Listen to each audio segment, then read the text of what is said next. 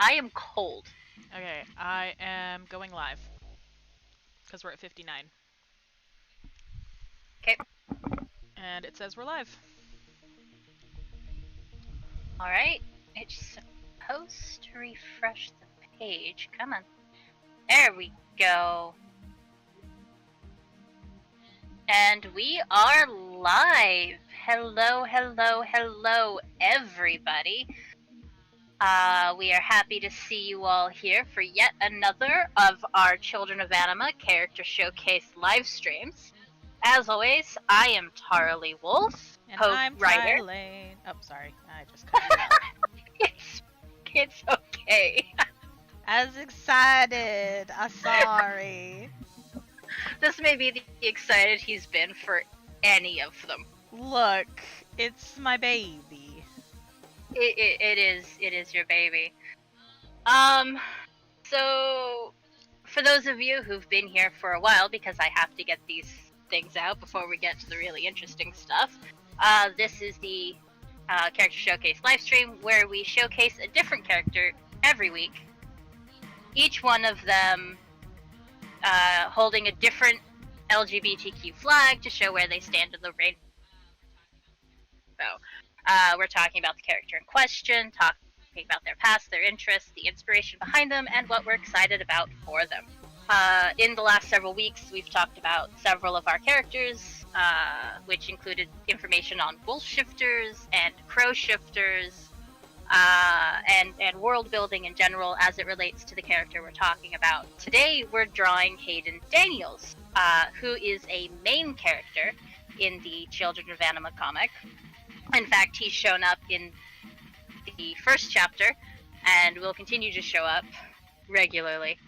I would hope so. And if you haven't read it yet, we strongly recommend that you do. Links can be found in the description, and a lot of our pages are currently free for public viewing, so now's a good time to get caught up. And for patrons, a new page just went up today.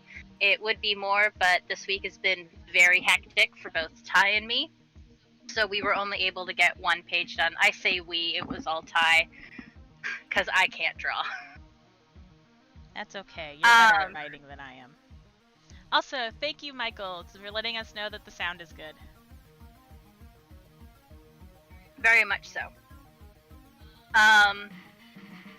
Let's see. You will also find links to all of our social media in the description box. That's both for Children of Anima and Little Red Productions, which is the parent company Children of Anima is part of. Children of Anima is just kind of kept a little separate because it is very much an 18+ comic, whereas Little Red Productions is mostly trying to be family friendly. Family friendly. In most of what it does. Alright. Now on to the interesting things. Ooh, Ty, you're a little quieter. Oh, okay, I can fix that.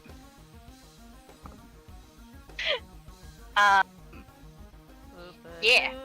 Thank you for letting us know about that too.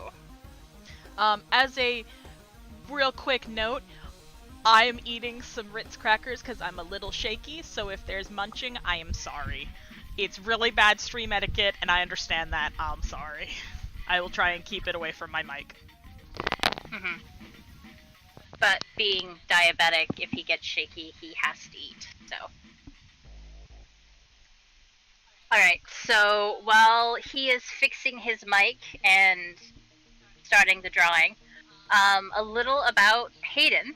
He is 26 years old. He has a twin brother and an older sister, who we'll introduce when we talk about his family. He has very green eyes. It's almost electric green. Michael says that your mic is better now. Yeah. And he has gray hair with dyed green bangs, which, if you've seen the cover of the comic, you pretty much know what his hair looks like because he's very much front and center on that thing. Quite literally. Let's see. Hayden is 5'7", so a little on the shorter side for your average male, but yeah, diabetes and blood sugar issues are very much things we have to keep track of. So thank you for being understanding. Hayden has 12 visible piercings. He has 3 studs and a cuff in his left ear, 2 hoops. Would that be his right ear, Ty? Did I put left on both? Left ear. Yep. Yeah, it's his right ear. Okay. He's also got 4 clavicle piercings that's in his collarbone. He's got a medusa piercing, which is in his philtrum, and 1 on the left side of his nose. He also has 4 non-visible piercings, but we will let you imagine where those might be. Although you may get to see them if Ty ever finishes any of the not safe for work artwork that he has in progress, but that will only be available to patrons because yeah. Hi, Tumpy! Ah, he's as tall as Tumpy. Cool. Yeah. Also, hello. Good to see you again. Let's see. Hayden has a tattoo. It's of a large tree that spans a good deal, if not all, of his right side. It has branches that extend past or across his chest. It can't really expand past his chest, I guess. I just realized a mistake. I What? didn't draw his tattoo. But I can't open my reference picture because it's porn.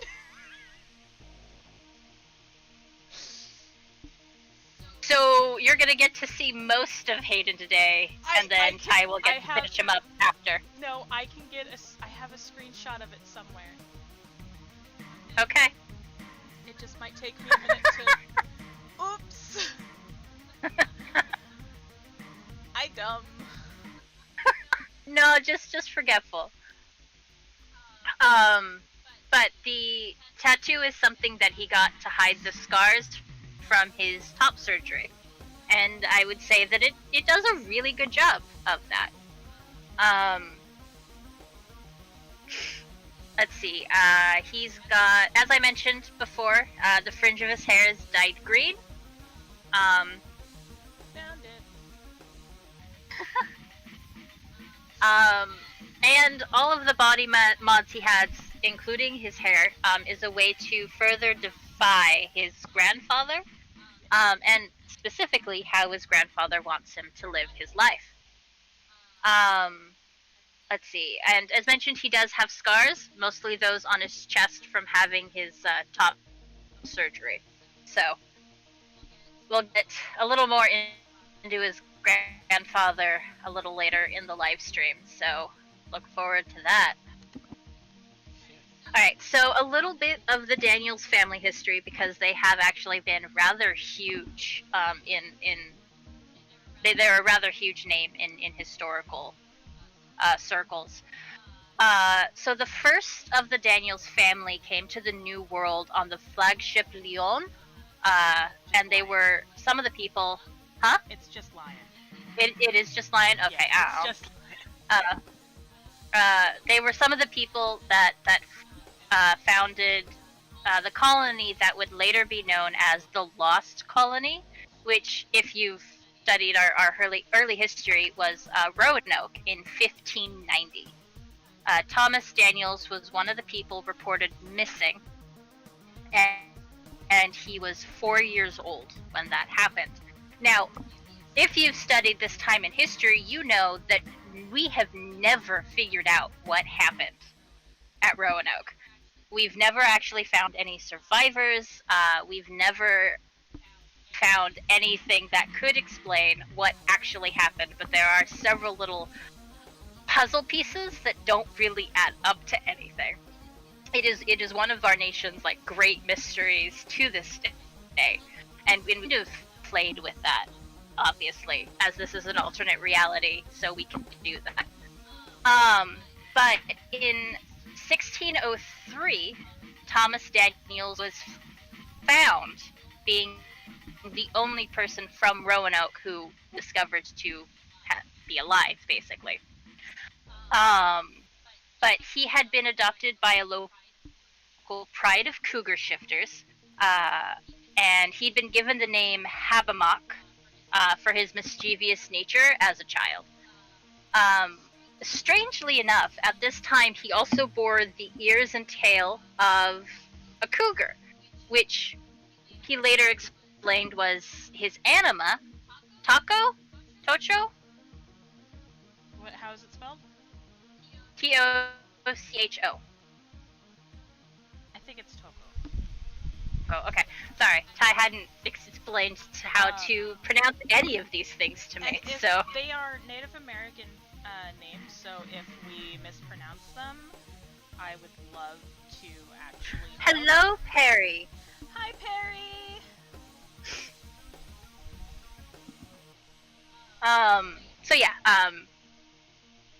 So yeah, they belonged to his anima, Toko, which before this was not a thing that anyone had ever seen happen.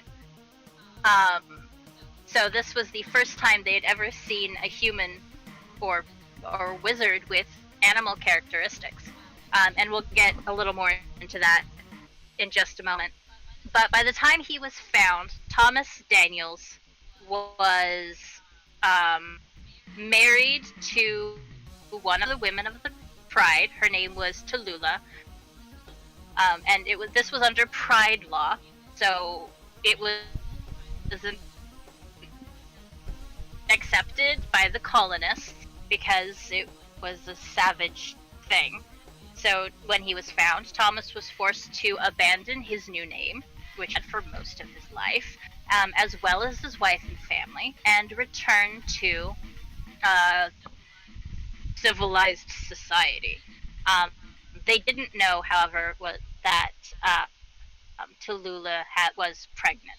So he did have a child that he never knew about.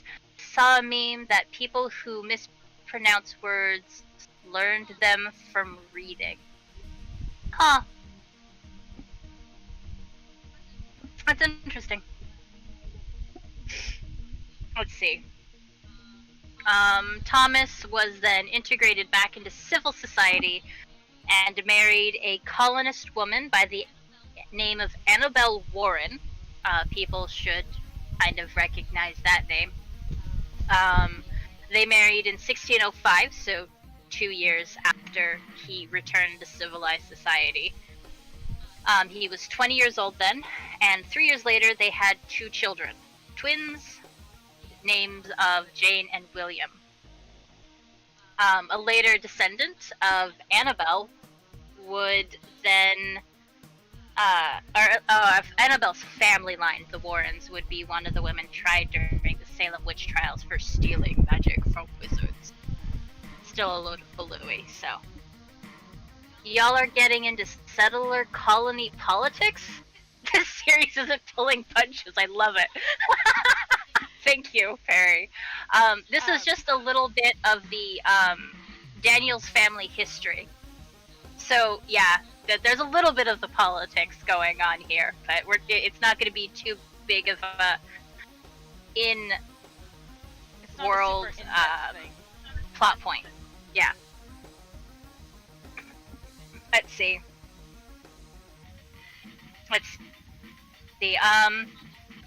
When Thomas was in his early 40s, so around 1928, he would create or share with the world the right that he learned from the Native Americans that he was a part of, which allowed a wizard to form a pact with an anima, which gives them their animal characteristics.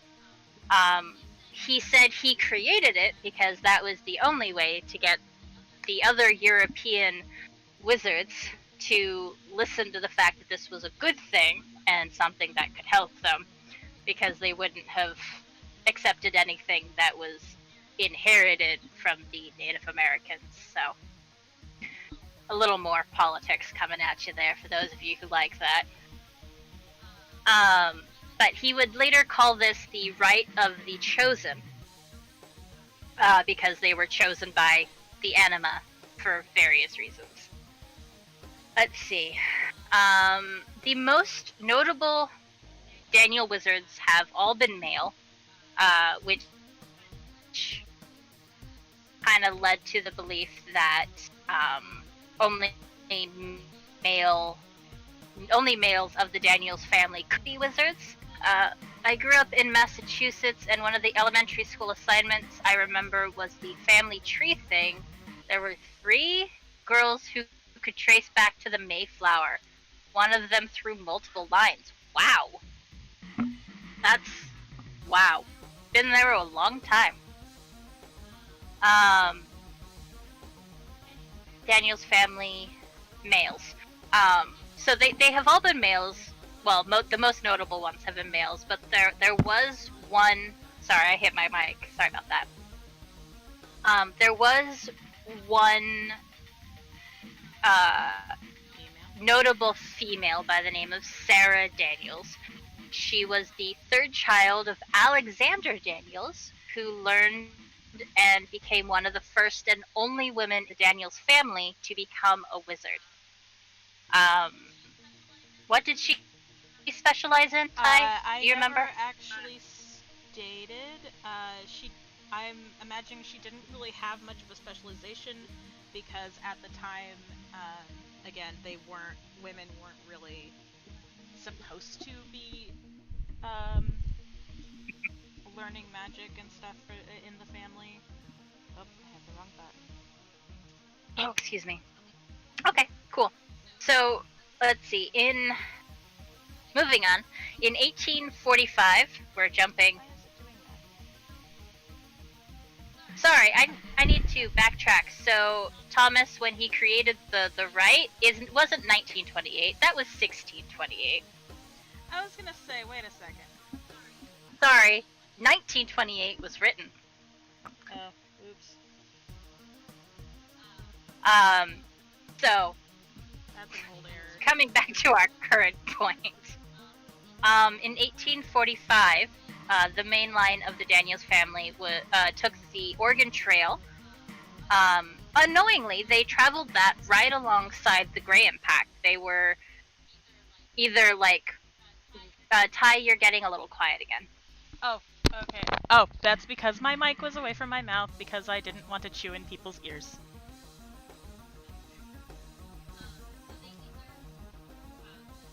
So either the Daniels family and the Graham Pack were either in the same train, or they were only a little off from each other. But until they sit down and talk, and if they talk about exactly when those journeys took place, they're not going to know that. But it's a fun little fact nonetheless. The Daniels family were some of the lucky ones on the Oregon Trail. They only lost 1 or 2 members of their family, most notably Charles Daniels Sr., who was again a notable wizard of the time. In 1851, 6 years after the Oregon Trail, the Daniels were a part of a group that founded Portland, Oregon, that is, which happens to be where we're based. And Charles Daniels Jr. Would later found the Daniels Institute in 1853. Now, this institute was dedicated to teaching young wizards to control their magic and how to make pacts with Anima, which was a practice started by his ancestor, William Daniels. The leadership of the institute would be passed down through the men of the family, as was tradition, all the way up to the present day, because women weren't wizards. Or it didn't have magic or whatever. But we'll get more into the institute itself later. Now, on to Hayden in particular. So, as you have seen If you've read the first chapter of the comic so far, you know that Hayden owns a magic shop. It's his shop. He owns it outright, and he does magic things there. His living family, he's actually got quite a bit. So there is William Daniels, who is his great-grandfather, obviously named after an ancestor. He is 90 years old. Roland Daniels is 71, and is Hayden's grandfather. Also kind of an asshole. Patrick Daniels is his father. Harper Daniels, nee Lennox, is his mother. Kirsten Daniels is his older sister by about 3 years, and Andrew Daniels is his twin brother. Most, if not all, of the characters will be shown in the comic at some point. Also, thank you, Perry. I specifically wanted a pun for his shop. So, if anybody who hasn't read the prologue doesn't know, the shop name is Dispel, or Dispel or That Spell. And it's spelled dispel, like to dispel something. And my reaction to it was exactly the same as Zeke's is in the comic. Just why? Because I kind of got surprised by that too when it showed up in our writing, and I just kind of stared at it for a good couple minutes going, why? I'm very proud of that. Uh-huh. Ty does puns. Only sometimes. I don't always do puns. Uh-huh. Okay, so a bit of his own personal history. It's not going to be quite as long as the family history, who has a lot of notable wizards. Hayden is from a long line of wizards. Obviously, we just talked all about that. And they've been able to forge pacts with Anima to wield what the world refers to as magic nowadays. It is a little different from what it was before the pact started happening. Wizards are a bit more stronger because of it, a bit more varied. They also have specializations now, in that Anima have elements that they're tied to, which are elements that the wizard then takes into their magic as well. The Daniels men have always been on the front lines of magic innovation, and they're well known and respected in the magical communities, while their women are often overlooked as weak or lacking ambition. I mentioned this previously, but I do love how similar the bell at the door looks like the one in the magic shop in Buffy. Yep. Yes. I will make one little comment about the Daniels wizards in the family. Every single one has had some sort of feline anima. Yep. Yeah, he's a little bit of a meme lord sometimes, but he can be serious. I've yet to see it. Look. What are you talking about? He was serious when he was talking about spoilers, but he's been serious. See, though? Yes! Excuse you! I'm not sure your little gremlin is capable of it. Screw you.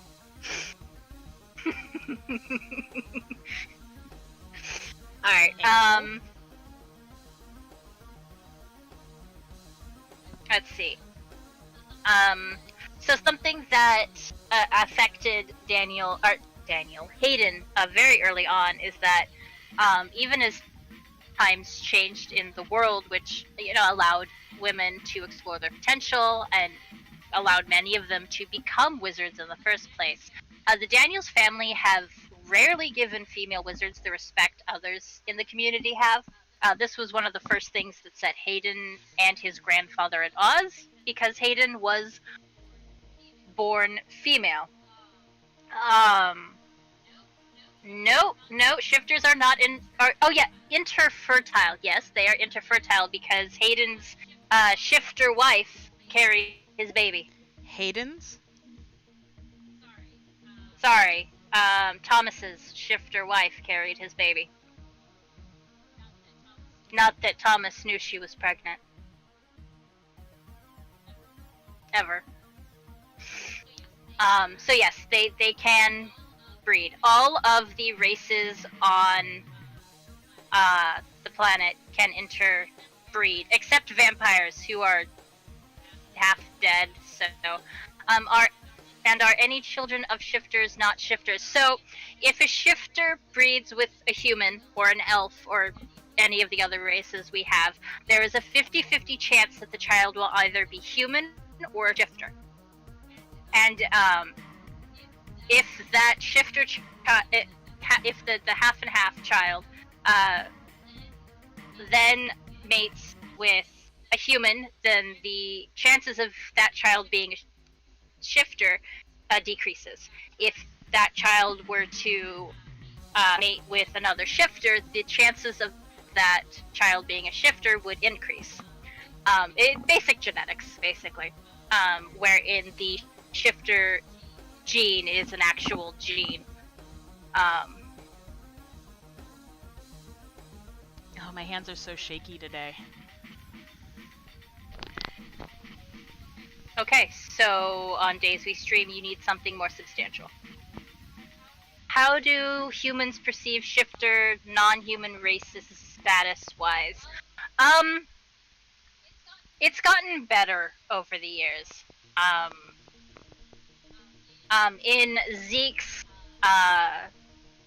In Zeke's character live stream, we go into a little bit about how long it took them to even get the vote.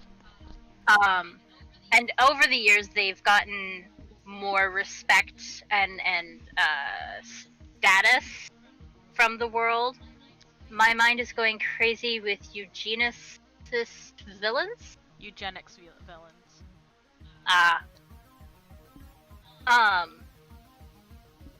So it's there are obviously some who still think them the, I don't know, inferior demons, I guess, and inferior.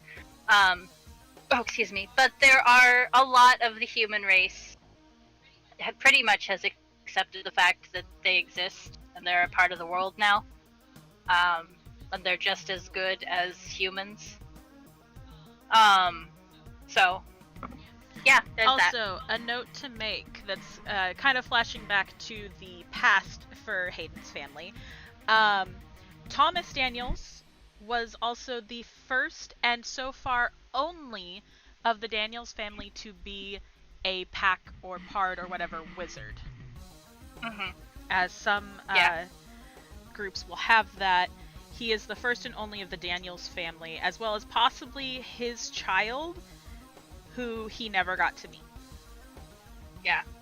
But his child would have then been the second. And last. And last. Not that the child carried the Daniels name. No. However, of bloodline, he's still a Daniels. Yeah. Still counts. Anyways, sorry. Start. Interrupted No, you no, again. it's fine. It's fine. My baby. Oh, right. I remember where we were. Thank God for our bullet points. Right, though? So, as I was saying, times changed, which allowed women to explore their potential more. The Daniels, I already said this. You did. Grandfather and Hayden are at odds because Hayden was born female. We are not going to dead name him because it doesn't matter, and he hasn't been that person in a long time. He will, however, be dead named in the comic, and we will be putting a warning ahead of that, because we will have to put a warning for transphobia, because his grandfather is very transphobic. And his grandfather refuses to call him anything but that dead name. So, yeah. So there's that. And it's not going to happen for a little while because it's going to be a bit before that man comes into the comic, but, and again, we will warn people before it happens. Let's see. But because of that, because of the fact that he was born female, even after he showed an aptitude for the magical arts, his grandfather refused to acknowledge him. And further, he refused to accept that his grandson was not as he'd been born. When Hayden was younger, he received countless lectures about a woman's proper place in the world and how he was dishonoring the family with his actions. Are there any famous, notorious wizard villains, either individual criminals or influential in either ruling or attempting to rule a country or religious cult? Probably. Have we figured out who they are or what they did? No. Probably. We will think about that and answer it in our magic live stream, which will be next month. Yep. Good question. Haven't figured that one out yet. Let's see. Hayden's father was more accepting of his talent and gender, real gender, and actively encouraged him in his schoolwork and his aspirations. So when he was 10 years old, he was accepted into the Institute, which, as we mentioned before, is a school for young wizards to hone their craft before entering the real world. His brother, the only Daniel's child with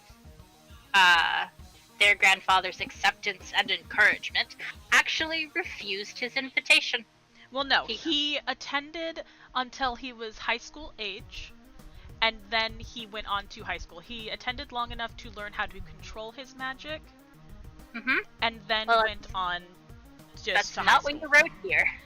I realize that. That's because that is older than the changes I made, and I believe it's down in his relations section. Okay. But regardless, their grandfather's anger about that particular thing was something Hayden will never forget.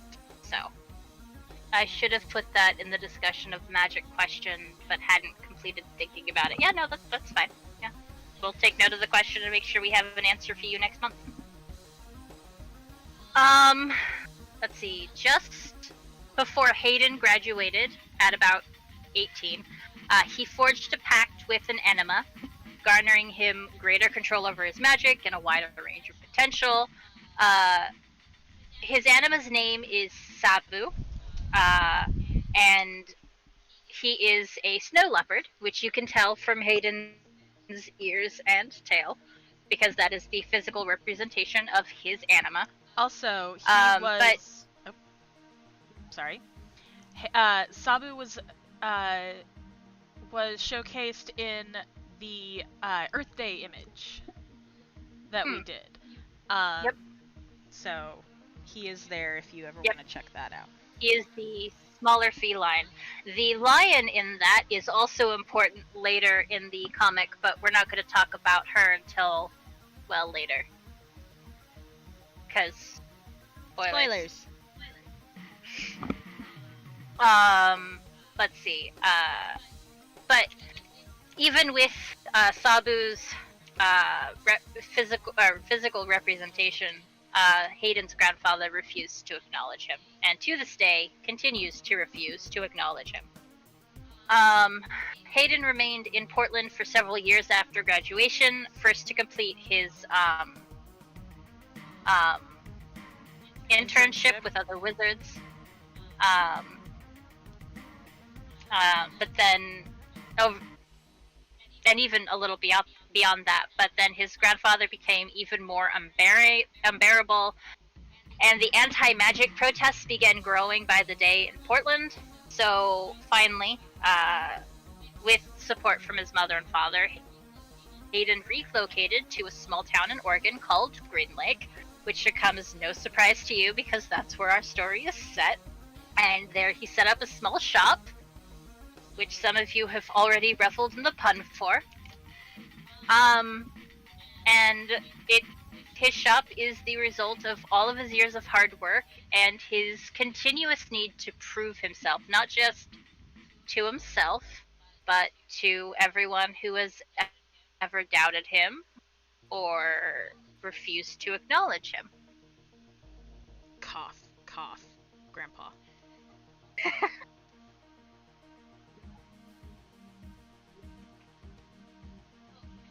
Okay. Oh.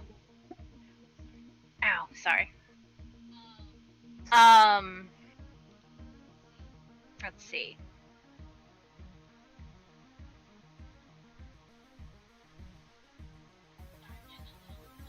Sorry, getting a little distracted watching the drawing there. Yeah. Alright, so that's it for Hayden's personal history. That brings him to Green Lake, which is where everything is starting. And boy, is he in for a ride. Let's see. Hayden's personal relationships with his family.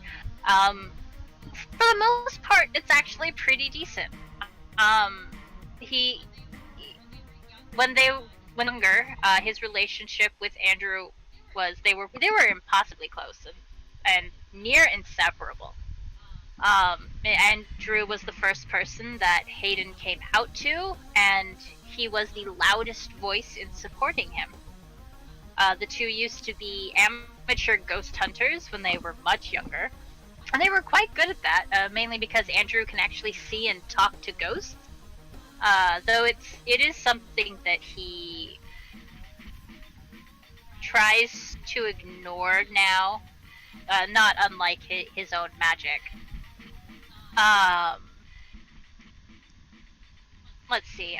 But now that they're out of school, Hayden is pretty much in constant communication with his brother. They're usually texting about various shows, or Hayden's complaining about customers because, let's face it, not everyone is the best customer in the world. Retail. Let's see. His older sister, Kirsten, is fiercely protective of both her brothers. And when Hayden first came out, she had a horrible fight with their grandfather. She went to school to be a lawyer, so she has that in common with Ariel, who you'll remember from our first character showcase livestream. So she is very good at arguing circles around people and making herself heard. She's just a grandfather crazy. Oh yes, yes, because he is very much old-fashioned about what a female's place should be. But Kirsten is just as supportive as Andrew is for Hayden. And while she isn't as close as the twins are, they do get along better than most siblings do. Hayden adores his sister, and they talk at least once a week to keep caught up on what's going on and make sure that nothing's, going horribly wrong with either of them. And to give his sister a chance to rant about the current of their grandfather. Let's see, Hayden's parents, he's actually got a pretty good relationship with his parents, which is helped by the fact that they were very supportive of his transition. His mother is very much a mama bear. And again, Patrick encouraged Hayden to attend the Institute, even with their grandfather fighting them about it. They do their best to be supportive, and while it did take them a bit to understand what Hayden was, they always made sure to show him their love and support, so long as, he was happy, which was what they really wanted for him in the long run. Every time Hayden is in Portland, he makes it a point to stop by and see them, mostly because if he doesn't and they find out he was in town, he'd never hear the end of it, which, let's face it, is a lot like a lot of parents. Especially from his mom. Especially from his mom. Um, let's see. The only one he really doesn't get along well is his grandfather, which, as you might have guessed, comes from a couple of different points. The man is very old-fashioned and stuck in his ways. He's bigoted and refers to refer to Hayden as anything other than his dead name and his assigned gender. One of the things I remember about the families who had such a long lineage and pride in it, they experienced a lot of pressure to continue the family or support the family. Yeah, very much so. And for Andrew, at least, for him, he was supposed to carry on the family tradition of being a wizard. You know, become a wizard, do great things, take over the institute, that sort of thing. And he said, whereas, sorry, he did, yeah. Whereas Kirsten and Hayden were expected to marry and produce children. Again, Roland was very old-fashioned, is very old-fashioned. But yeah, it's pretty much along that line. So, yeah. But yeah, there is definitely a rift between Roland and Hayden. Which causes tension with, honestly, Roland and the rest of that part of the family. Oh yeah. Especially since Hayden knows that if he'd been born a male like his brother, he would have been favored by their grandfather. Like, his grandfather would have been so proud of him if he'd been born with the proper bits. And the fact that he was born female means that his grandfather refuses to accept him at all actually really hurts him. And unfortunately, Roland has proved time after time that he's not going to change his ways. So Hayden's pretty much given up on ever really getting his grandfather's acceptance, and is just pretty much out to prove that he can be the best wizard he can be, and regardless of what his grandfather thinks. He does have one positive memory of his grandfather, though. This was when he was still very little, and his grandfather took him and Aiden into his study to show them his workstation. Yep. What did I say? Aiden. You combined their names. I did. Let's see, but Roland hoped to entice Andrew into learning about magic and to entertain Hayden. But instead, it was one of the inspirations behind Hayden wanting to study magic and learn how to do it himself and to blossom his own talents, which was not what Roland was expecting to happen at all. Hayden did have a couple of romantic relationships. Most teens have at least one. We will actually be showing off one of them here after I finish doing Hayden. Yep. So one of the more notable ones, and one of the ones that I think lasted the longest, is a young man named Oliver, who is particularly special in that he did not complete the rite of the chosen to get chosen by his anima. He was, in fact, found after he nearly drowned when he was 5 years old. And he came out of the water, and he had the characteristics of a lionfish. So he had been chosen by an anima without the rite of the chosen, and a lot younger than anyone else had ever been chosen by an anima. So he is the first of what is referred to as the Children of Anima. Hey, roll look. credits! Sorry, that's my favorite term to use when, like, something will say the title of, like, a movie or a show or something like that. My first reaction is roll credits. So they're the reason that the comic is titled the way it was, so yes, you can pretty much infer that he's going to have an important role in the storyline at some point. There are 14 known Children of Anima in the world, and they have all been taught at the Daniels Institute. Now, that's not to say they've all been found in Oregon. They haven't. They've been found across the world. They've all just been sent to the Daniels Institute to be taught for a variety of reasons, which we'll get into later. But Oliver and Hayden went to school together. They were in the same year or a year apart. I don't remember. It is in one of the documents. Yeah, it's in one of the documents, but you keep going, I will find it. Okay.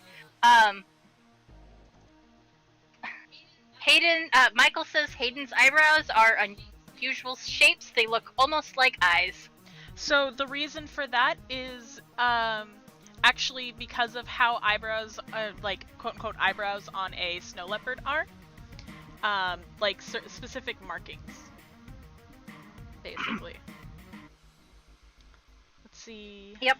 His pack was at 5. He's 22. I believe Tumpy was responding to the fact that we said the title. I didn't see what what they said. Tumpy said, "They said the thing!" Oh, yeah. So, I he was responding to the fact that we said the title, Michael. Also, Tumpy says, "I love the polka brows like that, to be honest." And I was referring to when they said Children of Anima. Yeah. So, yeah.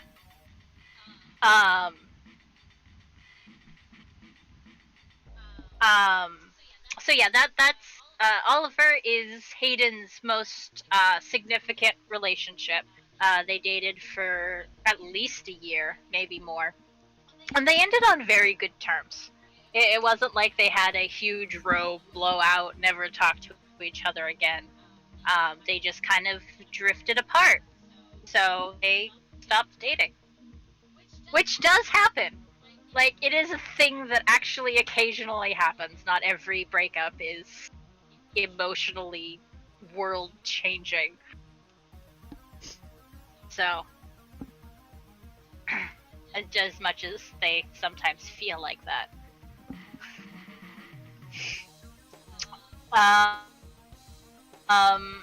Let's see, he did... But yeah, no, Oliver isn't his only relationship. It's just the only one that's been, like, named and drawn up and everything. He's had at least one more, and did he ever date a female? No, he has not. No. He has always known that he is gay. So yeah, he is... Which is just one more thing that pisses his grandfather off. Right!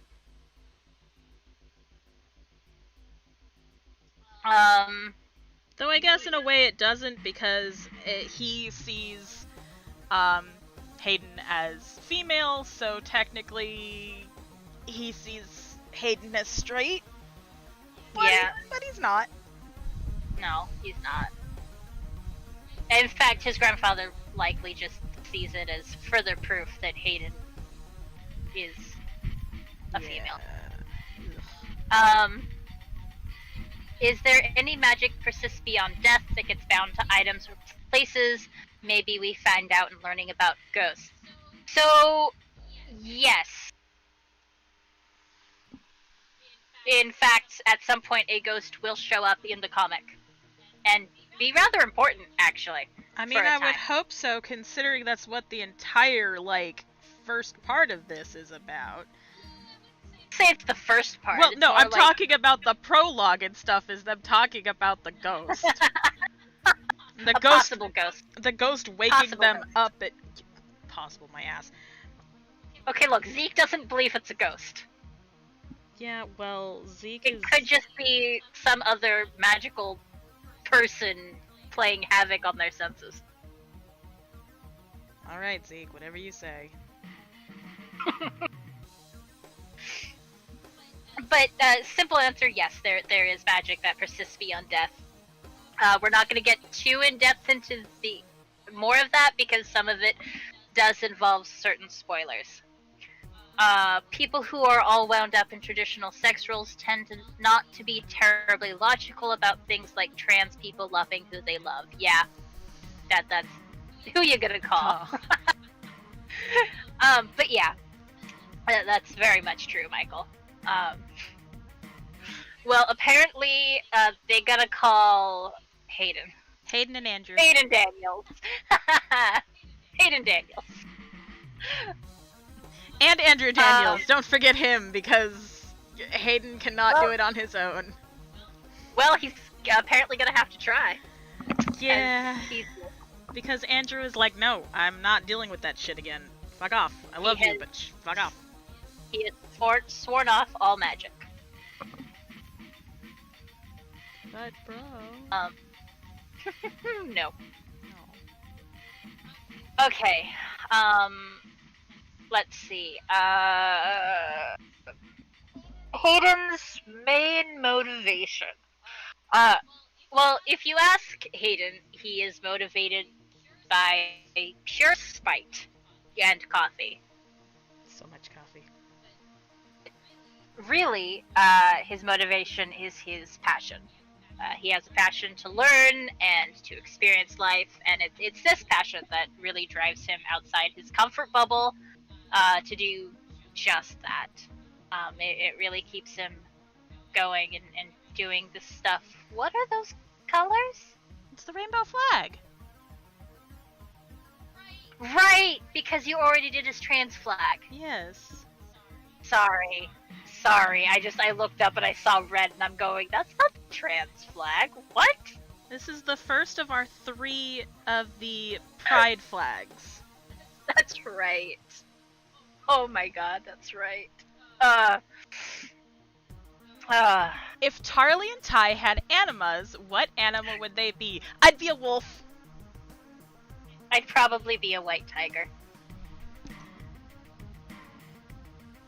Or some feline. Because I'm very much don't touch me. I am a puppy. Okay, but no, love me. No, don't touch me. But love me. No, don't touch me. I have been referred to as a puppy throughout my life. So I am pupper, so some sort of canine. Yep.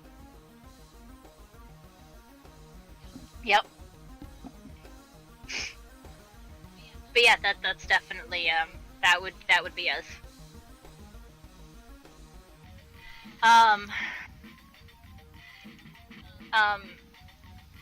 And why?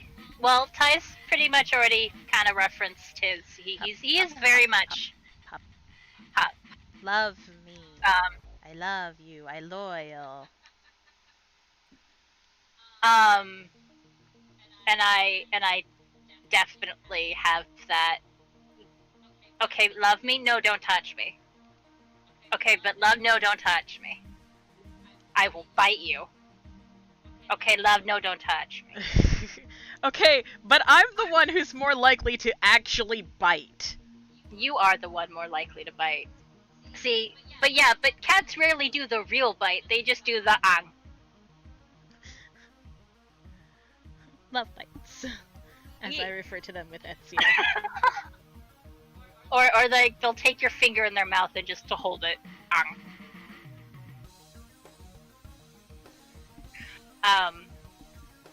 So yeah, that's why we think we would be those particular things. I mean, I would like to be a white tiger, but I'm fairly certain I'd have some sort of feline or another. Just a house cat. Okay, but house cats haven't made.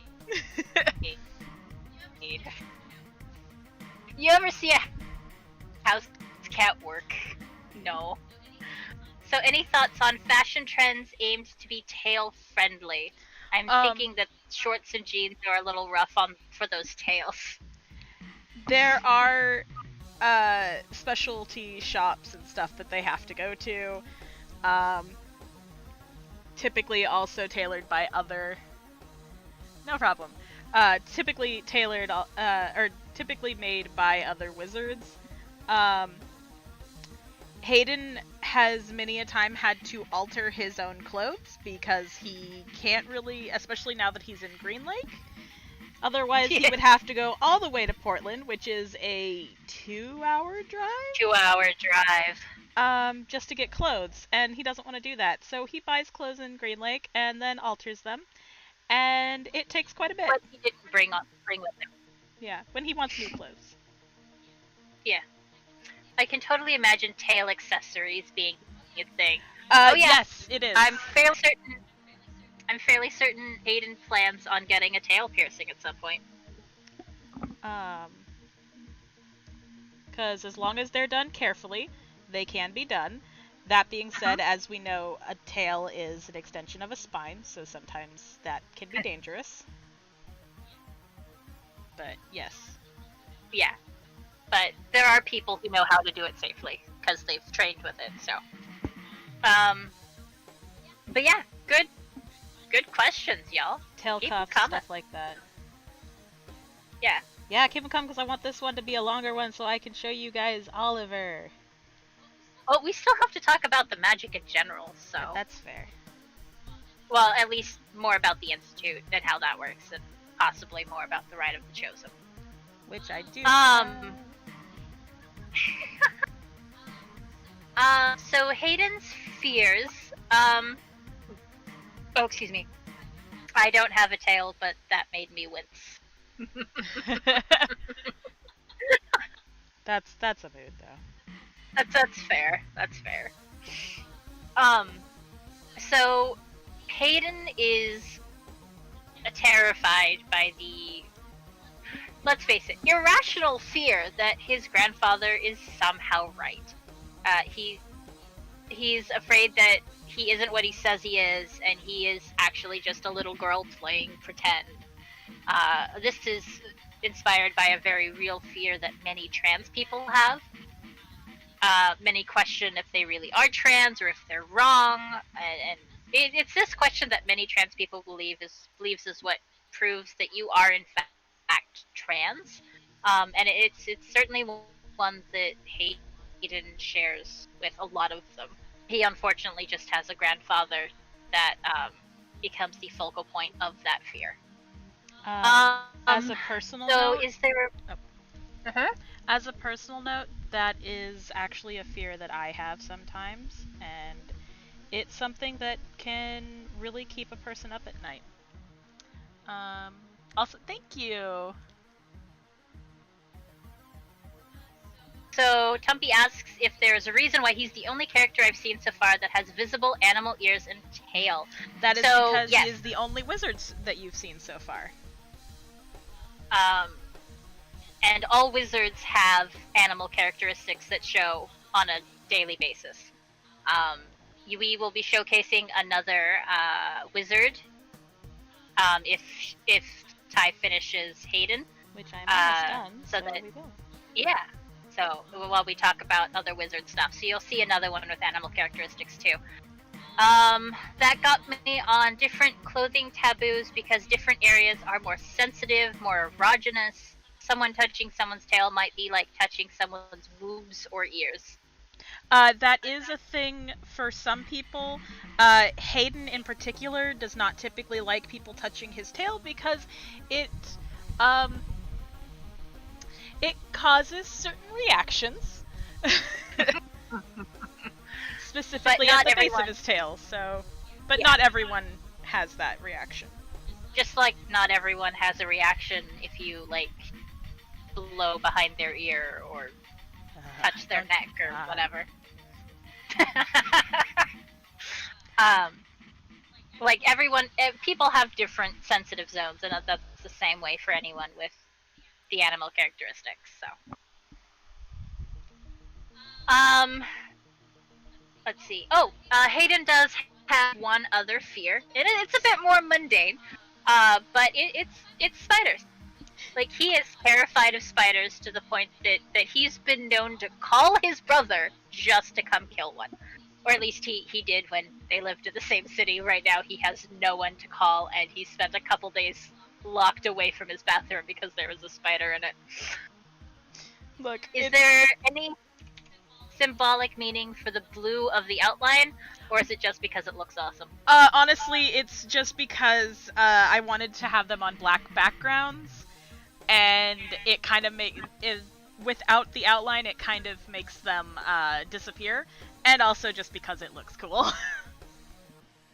I wish there was some symbolic I meaning will say also, it, the particular shade of blue is the same blue that we use in the title on the cover. It's on all of our social media banners and such, where it says Children of Anima. That is the specific this blue. So it's sort of is our blue. It is sort of, it's not like symbolic to the story, but it is symbolic in the case of this is what we use. Yep. Alright, Alright, Ty. Time to talk about your character inspirations for Hayden. So, a lot of my inspirations with Hayden were, kind of, honestly, very personal. I recently came out as trans, late last year. Oh, talks about this, I have to vanish for like 5 minutes, so. Yep. And it's a very sort of emotional time, and writing Hayden as trans was sort of a way to cope with certain things and acknowledge myself. There's a lot of characteristics in Hayden that I see in myself. He's also sort of a goal for me to be able to be as confident as he is in himself and in what he is. So it's just something that ended up meaning a lot more to me than I honestly thought it was going to. And it's the same with his fears, like specifically not so much the spiders part. I'm not that bad with spiders, but definitely the fear that I'm not really trans, that I'm just going with the trend or something like that, which is like we stated during his fear portion. It's a fear that a lot of trans people have, and it's just, yeah. Oh, congratulations, Michael's housemate. I started feeling so much better when I started tea, honestly.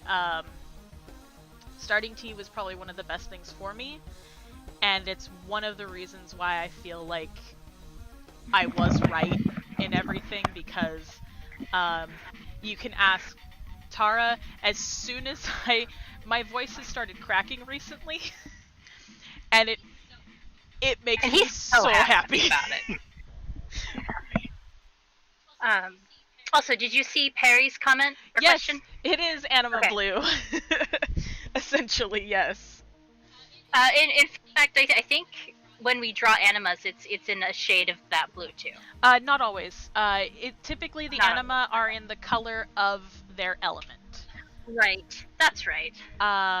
So like the lion in that is reddish for fire. Sabu is this greenish sort of color for earth. Which we will go more over the anima and the elements and all of that. Yep. Of course. Thank you very much, Perry. But this character is he's very personal and it's one of the reasons he is my baby. It's one of the reasons I was so excited to showcase him. I would have liked to showcase him with his trans flag. Starting T is just, it's easier to say other than saying testosterone all the time. Mm-hmm. It's what a lot of trans people will call it. Yeah. But yes, it's actually rather funny. I believe it was the first live stream that we did was shortly after I started T. And in it, we mention what I call my... Because I don't take shots. I specifically have an... Actually, I think it was before you started it. No, because I started April 1st. Okay. I remember because I started it on April Fool's Day because I had a doctor's appointment that day. That's right. I will never forget the day I started T. But I have an androgel, which is primarily alcohol-based, and I refer to it as my man goo, which kind of sounds bad, but at the same time, I'm not the only one who refers to it this way. So. It's kind of hilarious, actually. But yeah, Hayden is very personal to Ty in the way that Ariel is very personal to me. In that there are certain elements of our own journeys written into these characters because we identify with them so much. Although I will say that Ariel is very different from who I am, so... Well, like I mentioned, Hayden is very much sort of a goal in certain ways for me. Yeah. That's too close. Close up on Hayden. Of course, he wears a lot more booty shorts than you do. I don't have the body for booty shorts. You have a body? I don't have the body. If you have a body, you have the body. No, not in my opinion.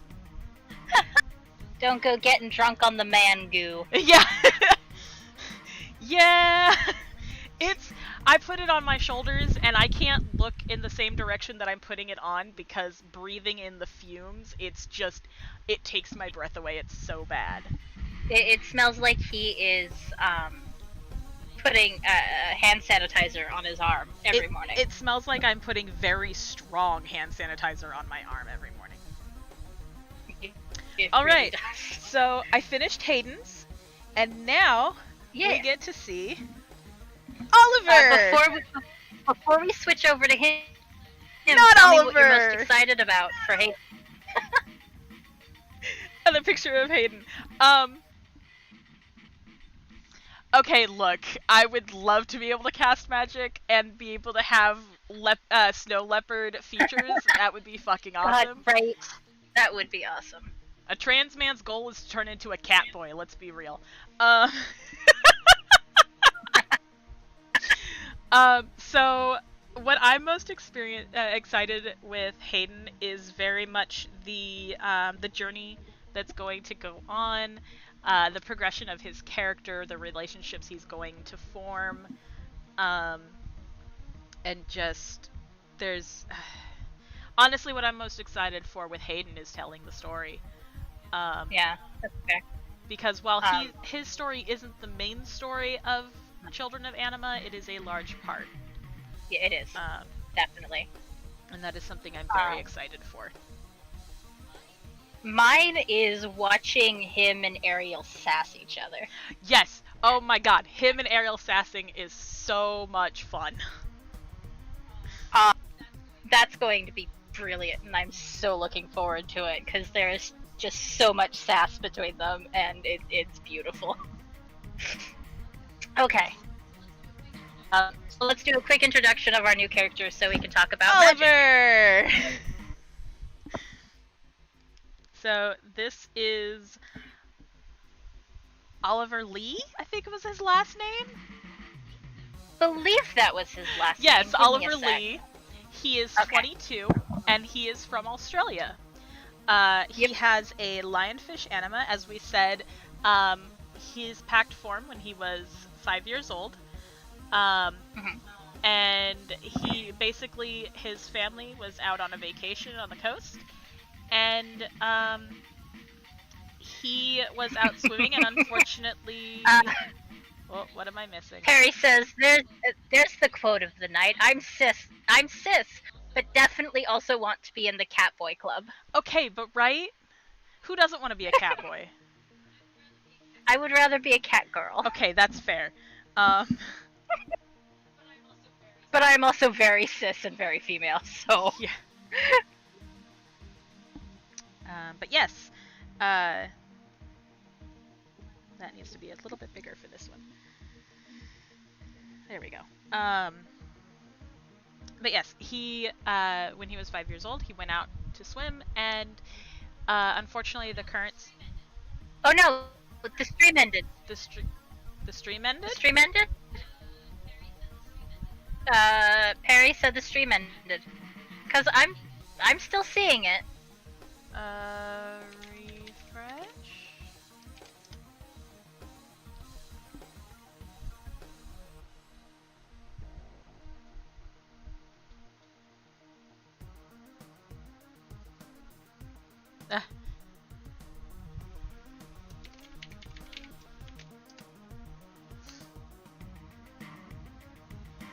Because yeah, if anyone else is missing this, let us know. Because we've... Okay, Michael's still here. Here's us. It might be Perry's internet, possibly. I know sometimes people's internet can do that. Yeah. But yes, the current pulled him under, and he almost drowned. However, he was saved by the fact that a lionfish anima decided that this was going to be their human and they needed help. So the anima chose him. Her name is Lenka. And as most if not all fish are, she is a water element anima. Mm-hmm. And she has... Okay. Those are actually not his ears. Those are lionfish fins. He has normal human ears. And one thing about Oliver and Hayden specifically is that he is the one who encouraged Hayden to get the piercings that he has, as well as the tattoo. Mm-hmm. He's quite the little punk himself. They're not thingies either. They're basically when in the water. It's what the lionfish use to help them navigate and swim. I believe. They're just it's fin. They help them look bigger and more threatening, and also they are incredibly venomous. They are.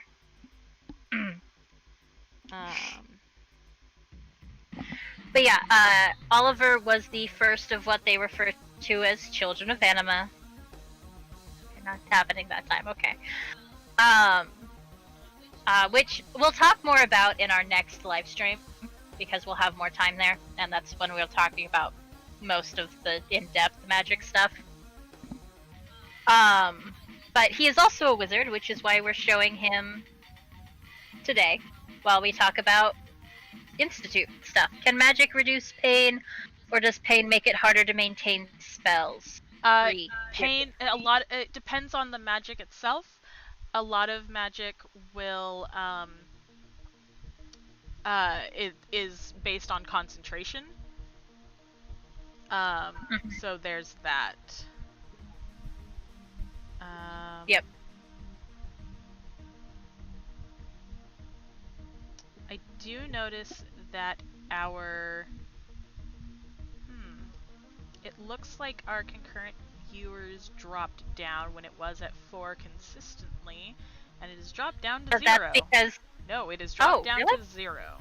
Because I'm still seeing it at 3. It's, the graph that I have 2. on the analytics dropped down to 0, Oh, and okay. we've gone between 2 and 3 concurrent viewers right now too. But we're hoping that this goes over well. If anything, it is going to be saved and posted on the YouTube right after the live stream is done. But yes, pain can sometimes break spells because it breaks your concentration. However, other than that, it does not reduce pain. So if you get a piercing, it's gonna hurt just as much as it does for anybody else. One other thing that's fairly notable about our wizards is that they don't use wands or staves or anything. It's very much internal magic cast through magic spells or rituals or things like that.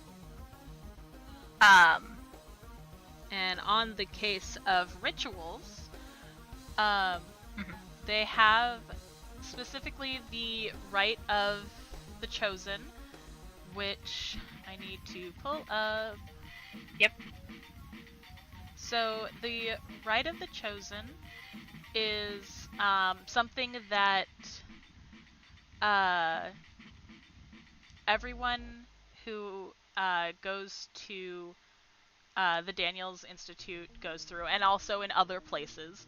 It was created, quote unquote, by Thomas Daniels in his 40s, like we stated. The Rite of the Chosen is sort of it's what he coined it. It probably was called something else. It's a ritual that allows the fledgling wizard to make a pact with an anima. The anima in question typically reflects the wizard's magic and can come from anywhere in the world.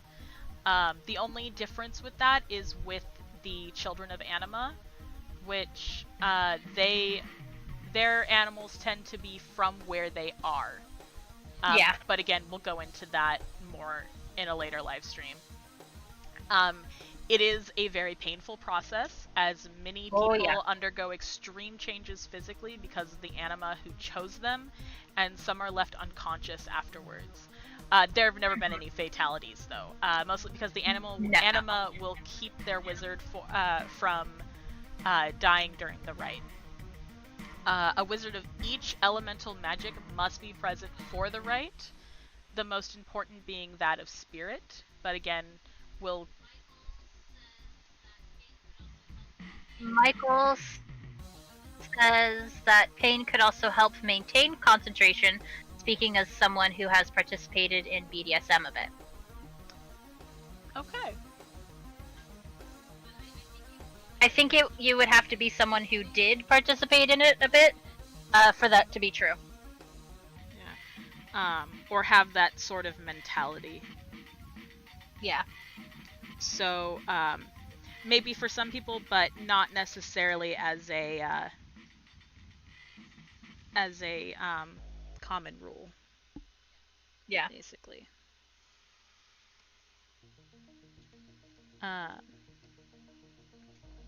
But yes, that's a little bit about the rite. Yeah. So as we mentioned, the Daniels family has been the sole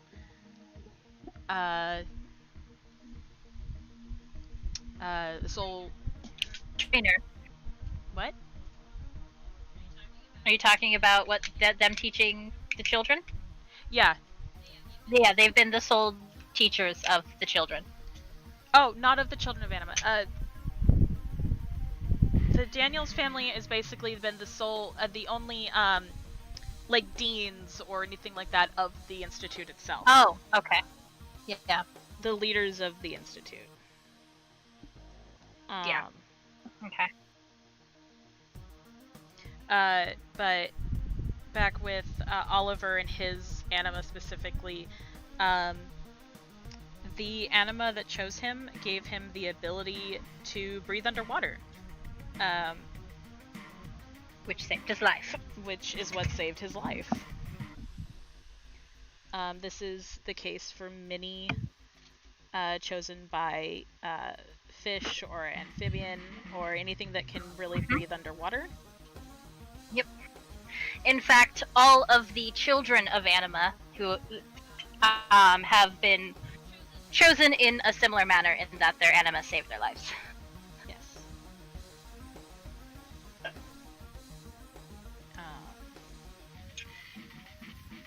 Is there anything else you wanted to mention or talk about? Well, we want to talk about the Institute in general. Right. So a little about the Institute is that, alright, this is going to sound a little similar to some other things you may have heard about, but the wizards start school at about age 11, and the school goes until they turn 18, in which they learn a variety of useful skills for wizards, such as casting spells, and learning how to make potions, and growing things, and charms. And by charms, we mean something more along the lines of pagan charms that you have nowadays. In fact, in the recent pages, Hayden makes a charm for Keeping a ghost Zeke silent. to keep the ghost silent, basically. And then at 18, they go through the rite, or just before they turn 18, somewhere in their final year, they go through the rite of chosen, where they bond with their anima. And then after they graduate, they go through a year or two of internship, where they learn everything they need to. The exception to this is the Children of Anima, in which they are immediately sent to a school after bonding with their anima. They are in school for 7 to 8 years, and then they are in an internship until they reach 18. Because they have to be legal to practice. Any issues of doing magic while asleep or mostly asleep? That might happen with children, specifically. Yeah. But not too typically in older the older people who have, gone through actually learning to control their magic and stuff. Yeah, it's definitely a children thing.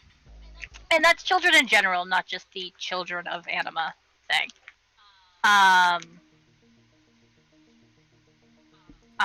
And then by the time they've graduated, they have definitely figured out where they're specialized in. Not just like what their anima brings to the table. Like Hayden's anima gives him an affinity for earth-based stuff, and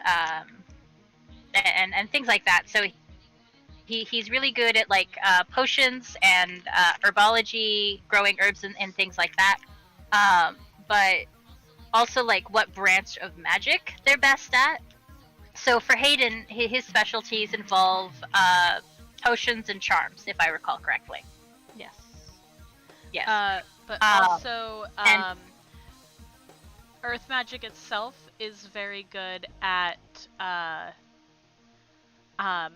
defensive spells, specifically barriers, yeah, healing, and a very difficult, lesser learned thing is gravity manipulation, though that is very, very advanced.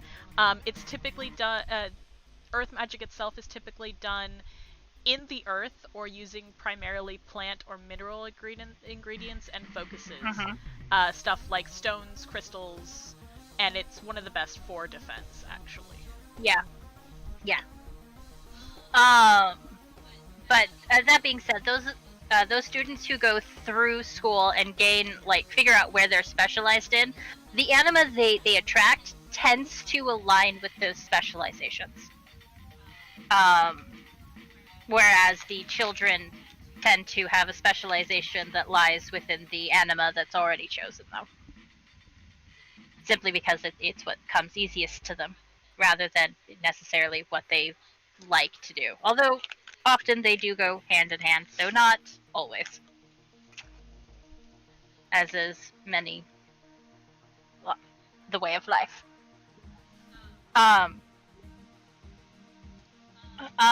The internships that they go through, start when they're about 18, so just after they've graduated from the school. And they are interned to a wizard, which is a gender-neutral term. Everyone with magic, with the anima attributes, is called a wizard. But they are interned to a wizard, generally with their own specializations in mind, so that they can help them better hone their own abilities and figure out where or what they want to do. Over the course of an internship, it's not unusual for a single wizard to go through 2 or 3 different wizards just to get an idea of what is possible and what they could do.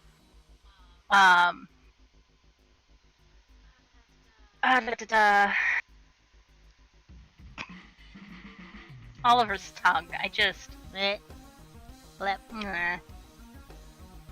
Oliver is a little punk, and I loved designing him. It was so much fun. He looked like a troublemaker. And he is, so, That because he is troublemaker. Oh, that does not line up. Well. Uh-oh. That's fine. Let's see. What else can I say about the internships? Not all of the wizards are around the Portland area. Their students can get sent to anywhere in the world, really. Though a lot of them try to stay in where they intend to live. So Hayden, for example, was in and around the West Coast during his internship, where others were sent elsewhere in the country. Did Oliver go back to Australia for his? No, because for the most part they wanted to keep the Children of Anima there at the Institute or close by. So he also did his internship in and around the West Coast. Yes. Maybe went as far as Idaho, but probably not.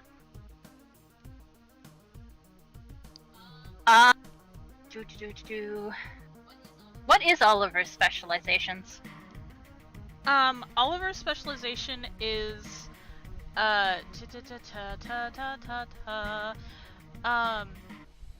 typically more offensive as well as illusionary magics. He loves kind of tricking people sometimes. He was fairly well known in school for doing stuff like that, trying to skip classes. Yep. Or making himself look like he was there when really he wasn't. That sort of thing.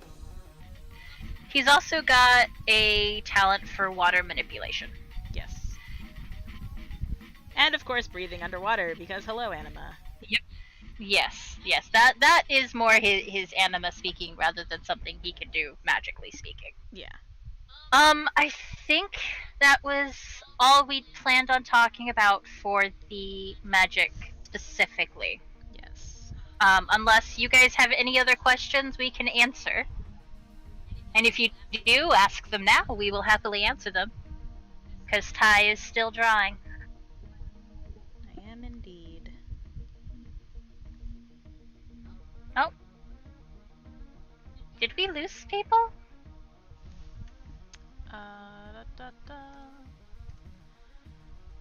It says, I think so. It says there's only one concurrent viewer. Okay, two watching now. Oh, there we go. Okay, there we go. So that's about all we had planned of talking about. I don't know if you guys heard this. So if you guys have any other questions, we'd be happy to watch them. If not, we may start our own winding down. Ty will still finish up his drawing and post it later with Hayden's. As well as 2 other ones that need to be posted because they were finished a while ago. And they will be the characters representing polyromantic and as well as bisexual. Yep. And I love my himbo. He is a good boy. I wonder how magic might help in the space program. I don't actually know. It magic doesn't always react well with science. Good, fair. And I'm not sure there's been any wizards in space. National effort to find out what might work in space.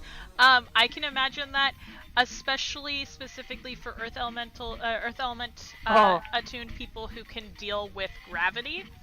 Mm-hmm. That being said, sending an Earth elemental wizard into space might be problematic for them. Yeah, it could because they're not around their element as much. Yeah, well, none of them are around their element as much. Yeah.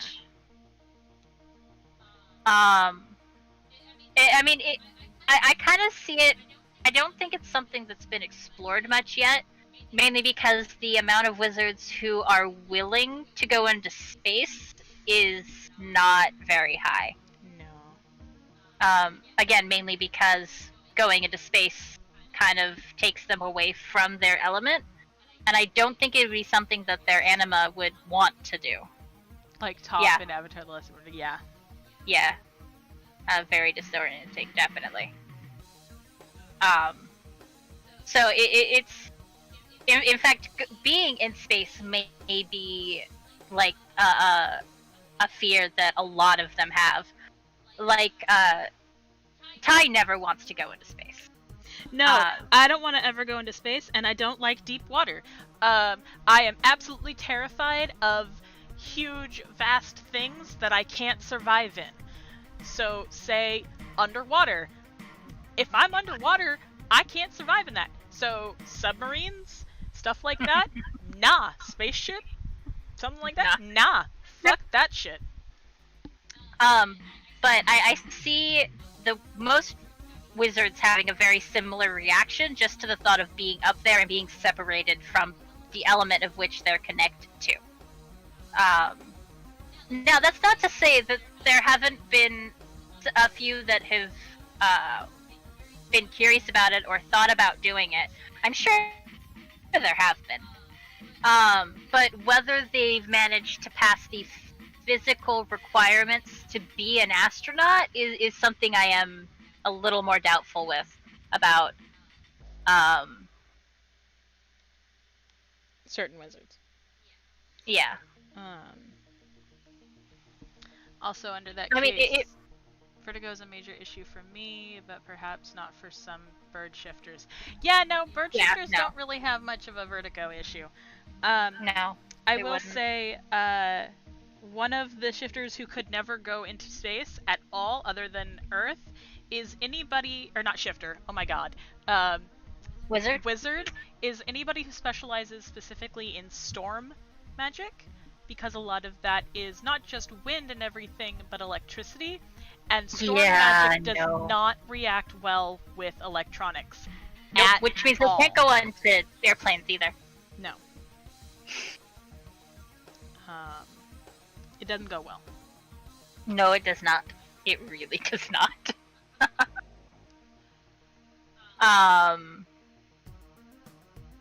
Okay, yeah, we could talk a little about the elements here. Yeah, you have access to the wizard? I do have access to that, and I can go grab it right now. So, some basic information while I grab it. There are 5 elements for the anima. It's standard: wind, water, fire, earth, spirit. Of course, it's not called wind, but yes. Well, no, it's called air. It's called storm. It is called storm. That's right, because it includes the electrical thing. Wizards. There we go. That's the file I want.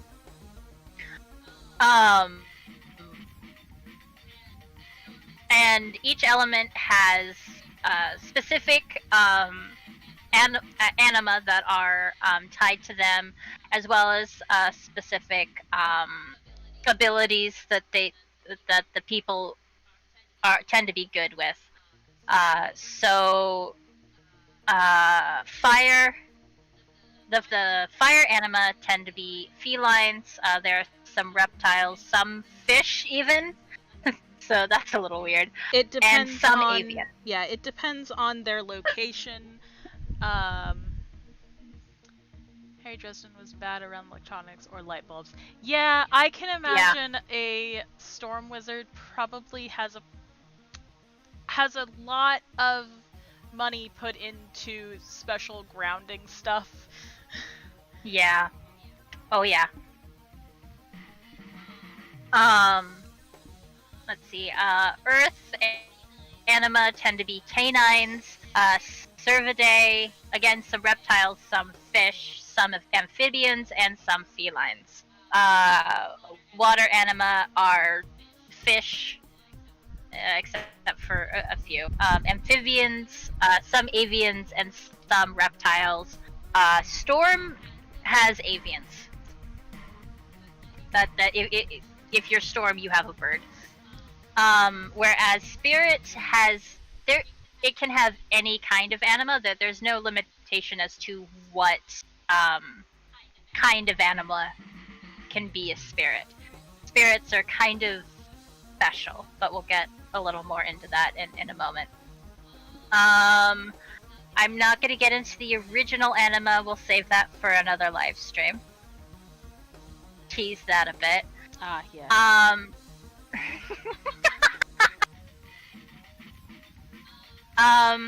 Let's see. So, the Earth are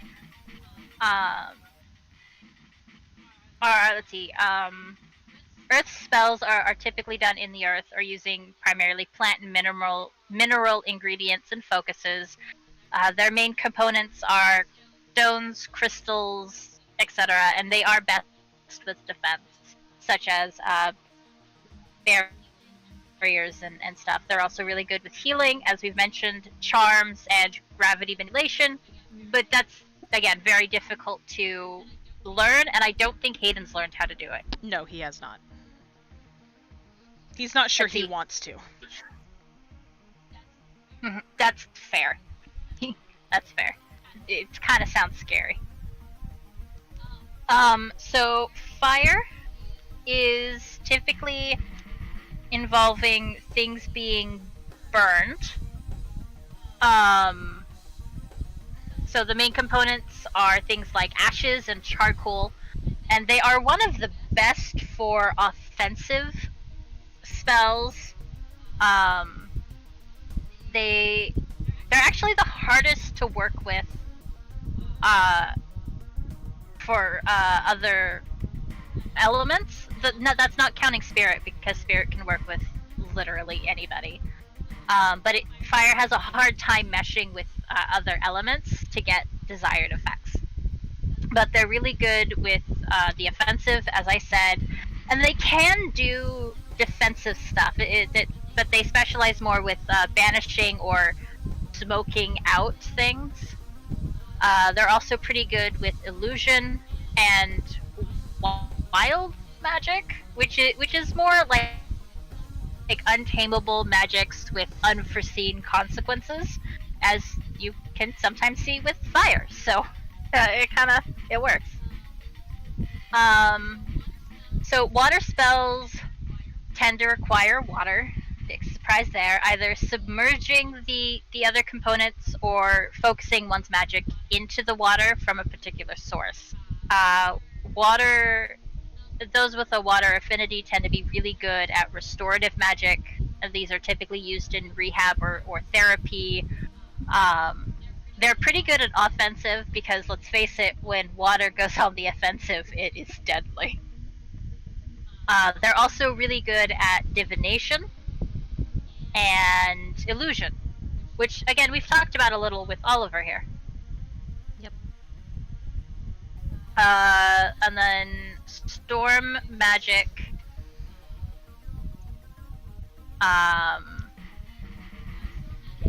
Okay.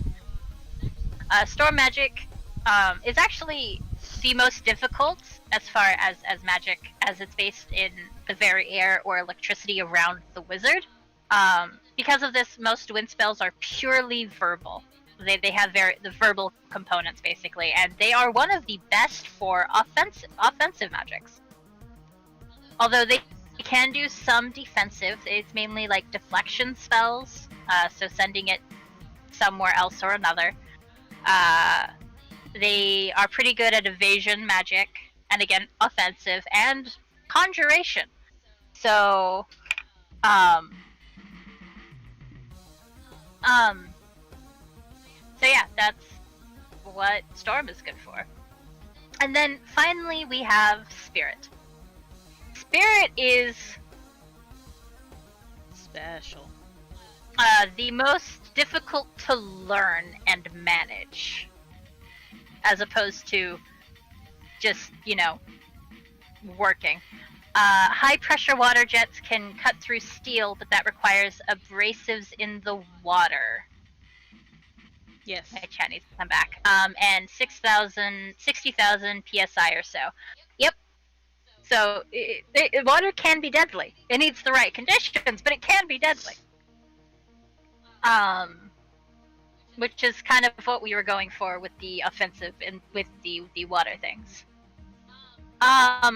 So back to Spirit. As I said, it is the most difficult to learn and manage, but as it deals with the self or a targeted person in specific, they're best with working with other elements, and they literally can work with anybody.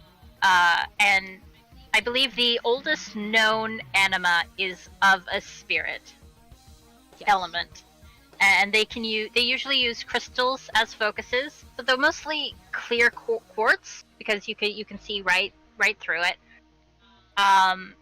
They're really good with healing, and they do a good buff or debuff or rather alteration magic, so they can make you stronger or faster or slower or weaker as the situation calls for it. Which means that when they're working with other wizards, they tend to focus on the other wizard in question to help them strengthen their magics. Because they're really good also at manipulation of personal energies, the self or other, in an enchantment sort of way.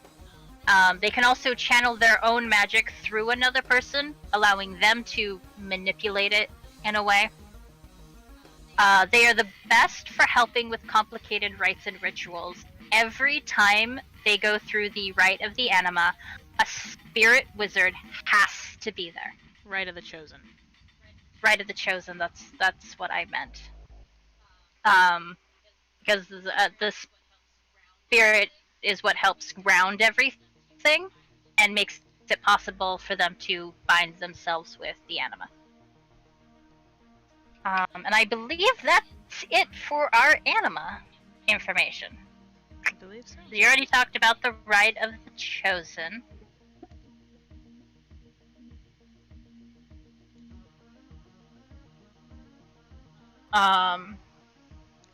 So yeah.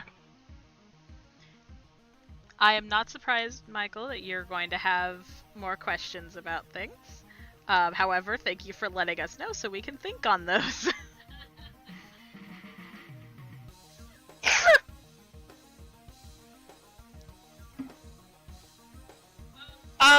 Well, I can think of one thing I can answer right now.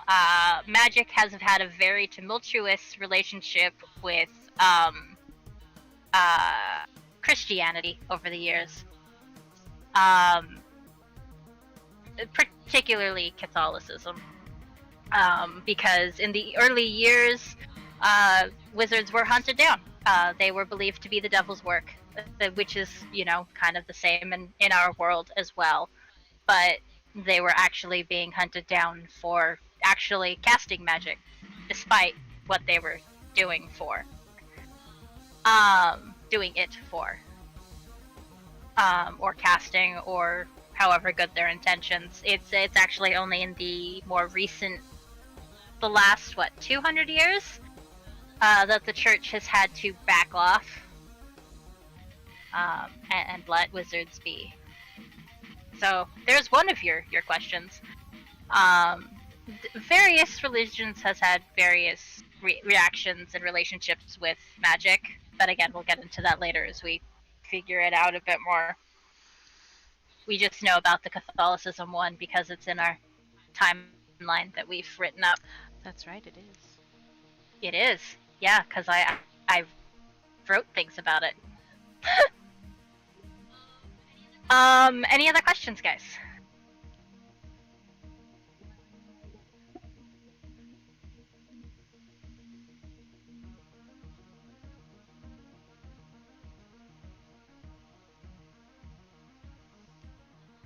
Because if you don't have any, then we will go on to our ending notes and wrap this up.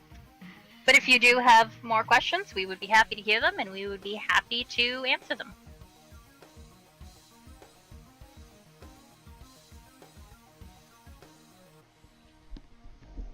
So remember that we will be having another Magic Central live stream at the end of next month. So if you don't have any now, but you know you'll have some later, that's completely okay, because we'll be having another live stream.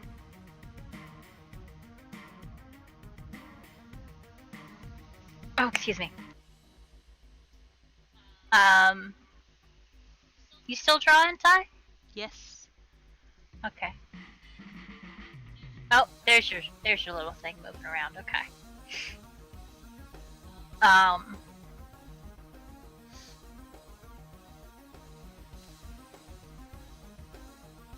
right. I think I haven't heard from anyone, and I think that's enough time. Yeah, should be. For anyone to have responded, I mean, because I know we're a bit delayed from them. Yeah. All right. In that case, if there are no further questions, I'm gonna begin our ending spiel. So, first of all, thank you all for coming by and watching this and listening to us ramble on. Particular thank you to those who came about for the live stream and asked a whole bunch of good questions. But also thank you for those of you watching this in the future for coming by and showing an interest in what we're doing here. Next week, we are showcasing Trinity, who is Ariel's daughter. She is an elf, so we're going to get a little into the elven cultures and in that. But she is also a romantic. She does not feel romantic feelings. So, we'll get more into that next week. And I'm actually looking forward to her because she's an interesting character. So some other things before we wrap it up and leave you for the week. A quick reminder that on June 12th, Little Red Productions is hosting a charity live stream.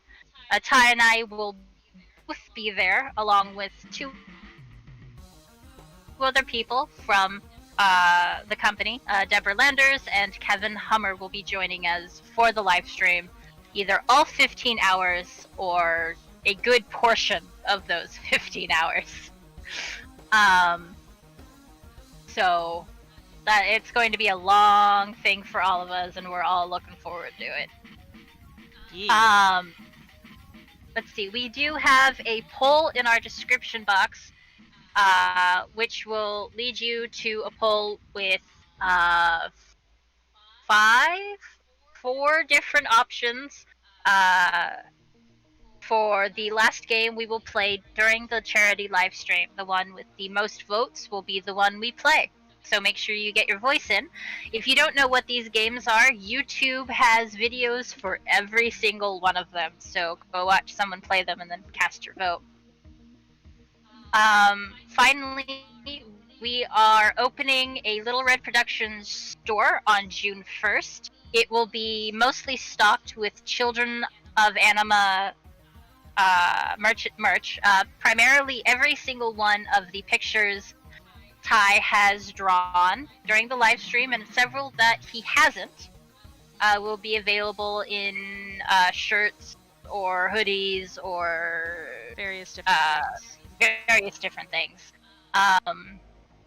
So if you're at all interested in owning one of them, that's the time to do it, because half the proceeds that the store makes in June will go to support PFLAG's continued fight for equality, which right now they are raising money and fighting against the harmful anti-trans laws that are being raised across the country.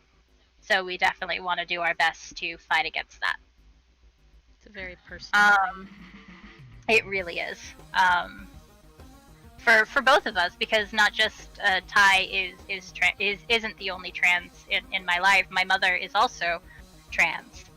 So the idea that someone would want to hurt or stop or just deny them their rights is very painful to me, and also just pisses me off. So I'm very happy to be doing something right now that puts a stop to that, or helps put a stop to that anyway. Okay, that is everything I had to say. So thank you all for showing up, and we hope to see you again next week. We will see you all next week, and stay safe, have a good week, and we love you guys. Yep. Bye-bye. Bye.